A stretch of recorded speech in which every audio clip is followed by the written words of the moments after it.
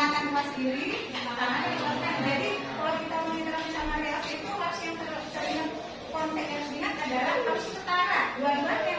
Kalau mungkin di kelas 10 cuma tahu apa jumlah atom, tapi pas 12 bahwa yang namanya reaksi setara itu kalau dia bisa setara dua-duanya, jumlah atom dan jumlah muatan. Nah, kemudian pertanyaan selanjutnya, berapa metode untuk meningkatkan kesamaan reaksi? Mungkin dulu Agustian. Dua, apa saja bisa sebutkan? Metode perubahan. Ayo, siapa yang bisa bantu? Mungkin Fajar.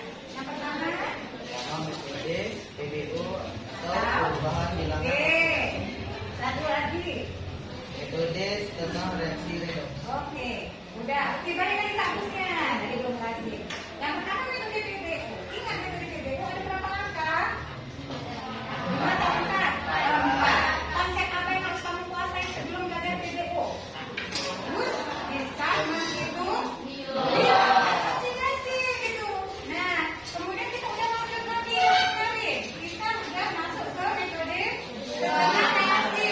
Ada berapa langkah? 5.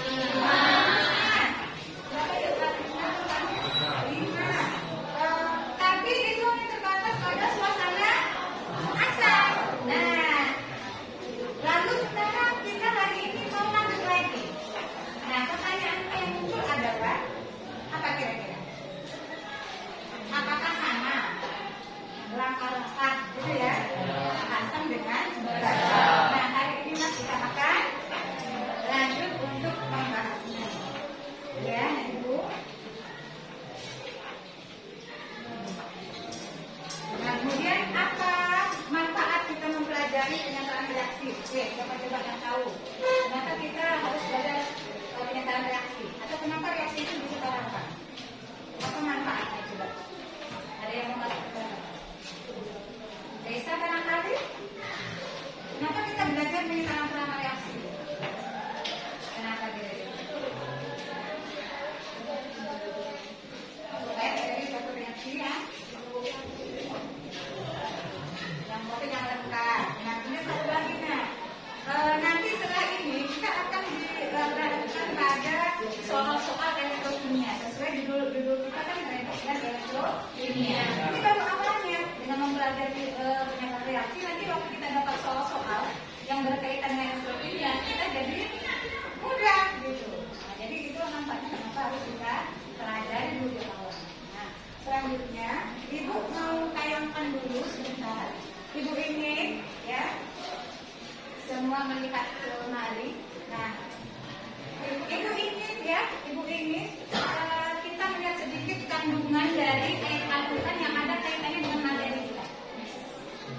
Oke, yang artinya, jadi ini adalah surah Al-Mulk ayat 3 dan 4 yang artinya adalah dia itu berarti siapa? Allah ya.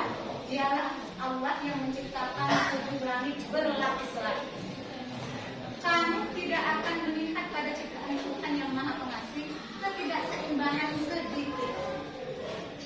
Maka lihatlah sekali lagi. Adakah kamu melihat sesuatu yang celah atau tidak seimbang?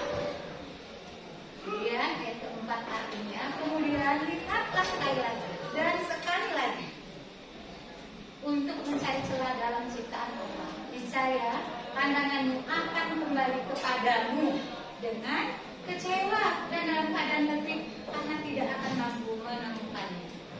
Oke. Apa coba yang dimaksud dalam dua ayat ini? Bahwa Allah Subhanahu wa Ta'ala itu menciptakan segala sesuatu itu dengan tanpa celah sedikit pun, maka semua itu seimbang. Tidak ada yang tidak seimbang.